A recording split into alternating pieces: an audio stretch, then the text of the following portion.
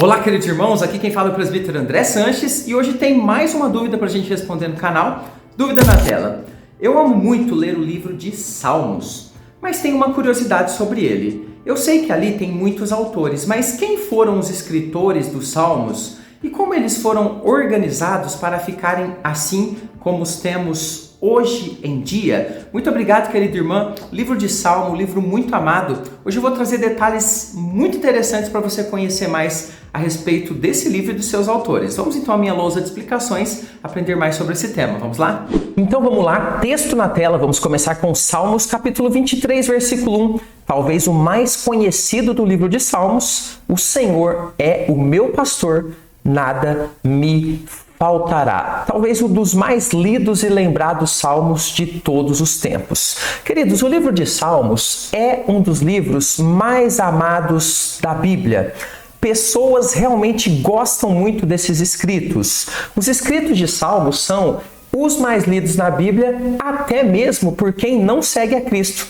Exatamente. Muitas pessoas que são simpatizantes de Deus, que não têm um compromisso tão sério com o Senhor, mesmo assim gostam de muitos dos escritos de Salmos. Por quê? Porque neles contém mensagens muito profundas a respeito da existência humana e diversos outros temas que conectam de fato ali os textos com o coração das pessoas. E por isso existe muita dúvida sobre esse livro. Muita gente se pergunta: quem foi que escreveu esse livro de Salmos? Quando que isso aconteceu, a escrita dele? Como que ele chegou até nós na forma como está hoje, com 150 capítulos? Enfim, tem muitas dúvidas interessantes. Eu quero chamar você hoje a assistir esse estudo completo, onde eu vou te explicar várias curiosidades que vão acrescentar muito para você quando você ler esse livro. Vou falar sobre os assuntos tratados, autores, a forma como ele tem hoje. Então, o estudo está valendo muito a pena. Fique comigo até o final. Bom, vamos começar falando da autoria, dos escritores que escreveram cada um desses salmos. Mas antes de explicar isso, embaixo desse vídeo tem um botãozinho inscrever-se, faça parte da comunidade. Tem vídeo novo no canal de segunda a sexta, 15 horas. Você não pode perder, precisa anotar na sua agenda. Olha, não tem desculpa para não crescer no conhecimento da Bíblia. Nós temos feito esse trabalho aqui, já são mais de 700 vídeos. Então você tem muito material para crescer no conhecimento de Deus. Desculpe interromper o seu estudo, mas eu preciso te fazer uma pergunta. Faria diferença na sua vida se você tivesse um professor para te ajudar a entender a Bíblia e te ajudar a compreender todas as perguntas, todas as dúvidas que você tem quando você lê um texto bíblico? Pois bem, eu posso ser esse professor. Está no ar o nosso projeto Conheça a Sua Bíblia de Capa a Capa, de Gênesis a Apocalipse, onde você vai estudar comigo a Bíblia inteira em videoaulas, aí mesmo do seu celular, ou do tablet, ou do seu computador, ou até da sua TV aí da sua sala. E quando surgir uma dúvida, você manda um zap e eu irei responder. Esse é um projeto de estudo bíblico e ajuda a missionários que nós lançamos aqui no nosso canal. Eu quero chamar você para fazer pelo menos por 30 dias. Desafie a si mesmo para que você aprenda com mais profundidade a palavra de Deus. Eu vou deixar agora mais informações de como você acessa a página com todos os detalhes. Você pode ver então todas as informações clicando aqui no primeiro comentário abaixo desse vídeo. A área de comentário será aberta e no primeiro comentário fixado você tem todas as informações ali do material que eu apresentei para você. Venha, faça, se inscreva, faça parte dessa que é uma das maiores comunidades de estudo bíblico expositivo do Brasil. A primeira coisa que nós precisamos saber é que o livro de Salmos, ele se encaixa na categoria de uma coletânea de hinos, ou seja, ele não tem uma autoria única de uma única pessoa que tem um assunto único. Ele é uma coletânea de diversos hinos, de diversos tipos, que foram muito usados lá pelo povo de Israel, porque eles eram ali, ou são ainda, né? Mas eram usados como poemas cantados. Hoje a gente não utiliza muito dessa forma, mas lá em Israel, sim, era como se fosse ali uma grande pasta de músicas em forma de poema, com acompanhamento musical, que inicialmente era acompanhado com instrumentos mais rústicos, como por exemplo harpa, mas também com o tempo também outros instrumentos. Inclusive, se você ler o Salmo 150, ele vai falar ali dos tamborins, harpa, saltério, diversos instrumentos que eram utilizados também nessa época para acompanhar aqui as melodias. O livro de Salmos você vai encontrar também em vários lugares sendo chamado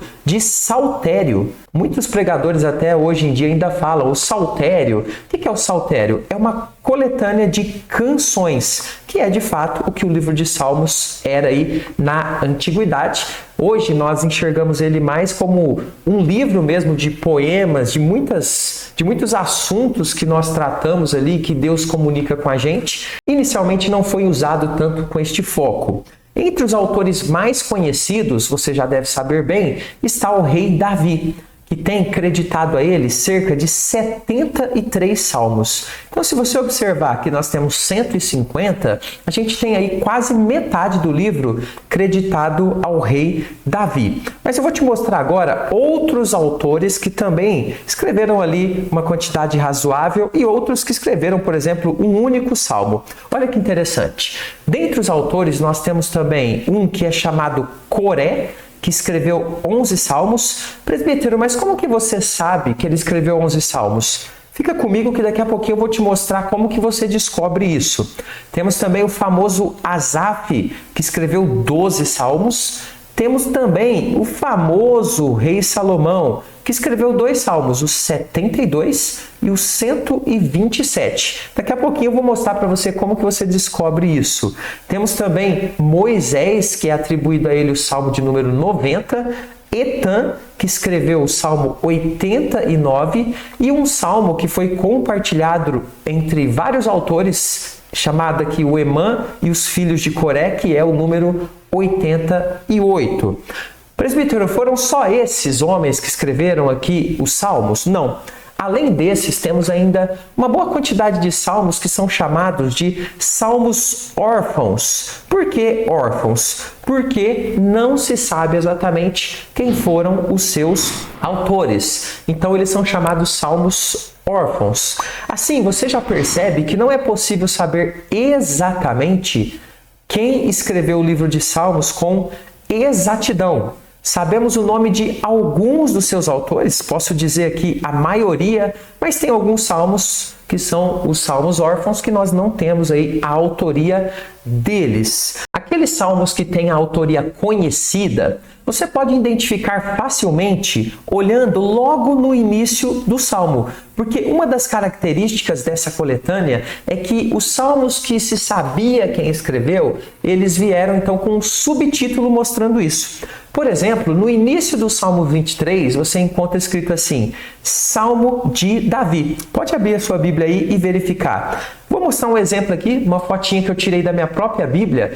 Por exemplo, aqui eu tenho o Salmo de número 72. Observe que você tem primeiro o título do Salmo e depois você tem aqui um subtítulo, Salmo de Salomão. Você vai encontrar essa identificação em todos os salmos que têm autoria conhecida. Onde não tem nada escrito é porque é um salmo órfão. Não temos nesse caso ali uma autoria conhecida. Agora, quanto tempo demorou para o livro de Salmos ser escrito inteirinho, completo, todos os 150 salmos? Olha só, todas essas indicações de autoria que nós já examinamos até aqui, que estão no próprio livro, vão mostrar para a gente que essa coletânea completa, com os 150 salmos, com autores desde Moisés até Salomão, tenha levado cerca de 800 anos para ser composta e reunida. Por quê? Porque nós temos desde a autoria de Moisés, e aí você pode, não é o objetivo hoje do estudo, mas observar lá mais ou menos quando que Moisés nasceu, até chegar na autoria aqui, por exemplo, próxima do reinado de Salomão. Então a gente tem ali mais ou menos em torno de 800 anos entre todos esses autores. Não se sabe exatamente como que o livro de Salmos tomou a sua forma atual, original, contendo essa coletânea de 150 salmos, que são separados ali em alguns livros, em alguns blocos de salmos. Não se sabe quem fez essa autoria, quem fez isso dessa forma. Alguns pensam que tenha sido um trabalho de pesquisa e coleta desses poemas e canções, onde várias pessoas trabalharam nessa questão, nesse projeto. Talvez tenham tido aqui a intenção de formar um inário único para ser usado pelo povo de Israel. Eu acredito que é algo bastante viável.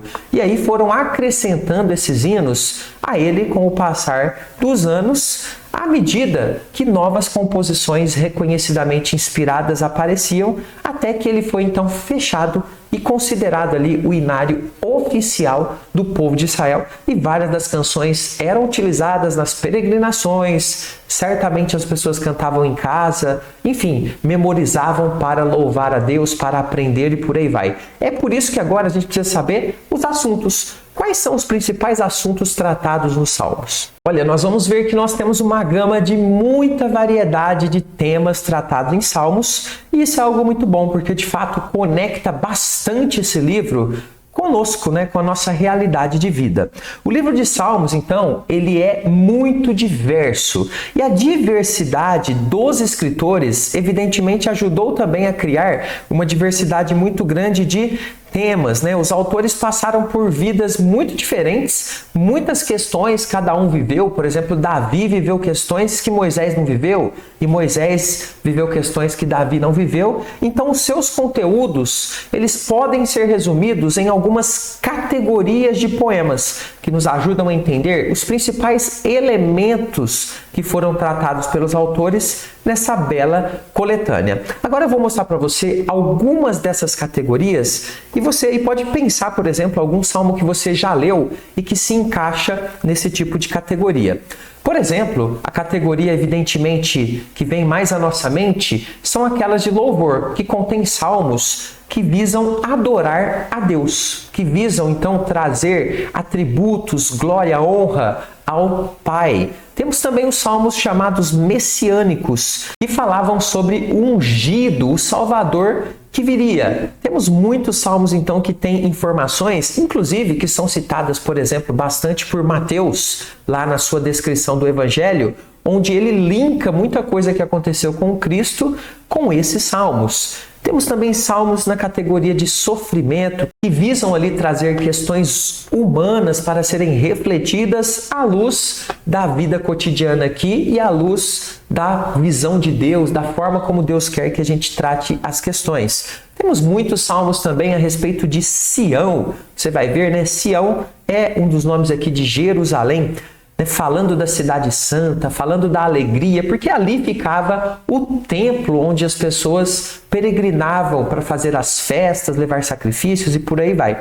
Temos também os salmos chamados de salmos de lamento, onde os autores lamentam por situações que passaram, perdas, dificuldades na vida, em meio a pedidos de oração, louvor e por aí vai.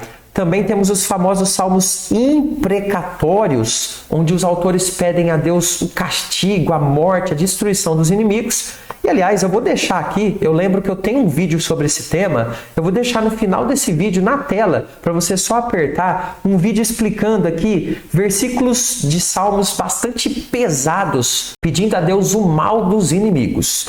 Temos ainda os chamados salmos penitenciais, que vão falar um pouquinho a respeito de pecados, de erros que foram cometidos pelos autores e a busca pelo perdão de Deus. Temos os salmos de sabedoria, que trazem ali lições importantes para a vida do servo de Deus. Temos também salmos chamados salmos históricos, que tratam histórias que aconteceram com o povo de Israel, que visam ali lembrar a grandeza que Deus realizou em meio ao seu povo. Salmos que inspiram ali a ideia de confiança e fé no Senhor. Essas são algumas das principais categorias onde você encontra aqui escritos poemas dentro do livro de Salmos. Então, certamente, quem escreveu o livro de Salmos, os seus vários autores, os primeiros autores principalmente, vamos pensar aqui, por exemplo, em Moisés, não imaginariam como esse livro seria amado, não só ali por aquelas gerações, mas por centenas de gerações posteriores. E tudo isso nos leva, então, a entender claramente como que o propósito de Deus é que está centralizado quando ele faz esse tipo de livro, quando ele deseja que isso aconteça, fazer a sua palavra ser levada aos corações das pessoas através de vários autores divinamente inspirados, e todos esses escritos eles ultrapassam os limites do tempo, e aí Deus então tem a intenção de trazer mensagens que ele deseja que o mundo conheça em todos os tempos. Então, evidentemente, não está na mão do homem, mas na mão de Deus, que usa o homem, que usa seus servos para fazer com que a sua palavra permaneça para sempre. É maravilhoso, né? O conhecimento a respeito desse livro. Deixo para você aqui, primeiro link no primeiro comentário, o link do nosso curso Conheça a Bíblia de Capa a Capa. Dá uma olhadinha lá, participe. O versículo mais cruel da Bíblia, Salmo 137, versículo 9. Abre aí e lê para você ver. Eu vou explicar esse versículo e vou explicar por que os autores, ou vários autores de Salmos, pediam essas coisas pesadas para Deus contra os inimigos. Vou ficando por aqui então. Até a próxima. Fica com Jesus.